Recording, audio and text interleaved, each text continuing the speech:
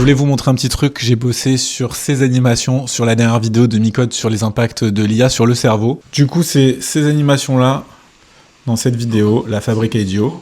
Donc voilà comment je me suis pris pour câbler ce cerveau en 3D dans tous les sens. Par exemple, cette animation était assez intéressante parce qu'il fallait montrer, du coup là, vous voyez dans le cerveau, il fallait montrer une zone d'activité. Donc là, il y a des traits qui se forment au milieu. On le voit là. Ça revient plusieurs fois, il y avait plusieurs fois des zones d'activité, d'échange à montrer dans le cerveau, et donc il faut que les traits, on puisse les déplacer. Et là, comment on peut les déplacer par exemple? On a une zone où les traits vont venir se placer à l'intérieur de cette zone.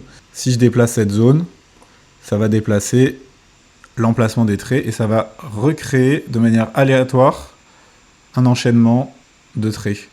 Et je peux animer du coup le tracé, le fait que le tracé démarre, le tracé se termine, le nombre de points qu'il y a à l'intérieur, le fait que ce soit random ou pas, la taille, ce genre de choses. Et donc ça m'a permis d'animer très rapidement finalement ce qui se passait dans le cerveau. Si on veut qu'il y ait des traits dans l'intégralité du cerveau, on a juste à faire comme ça.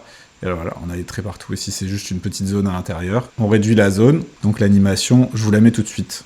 Les ganglions de la base sachent quelle connexion renforcer et quelle connexion supprimer. J'ai plein d'autres trucs à raconter sur des animations 3D, des animations 2D, sur la direction artistique graphique en général. Donc n'hésite pas à me suivre si ça t'intéresse.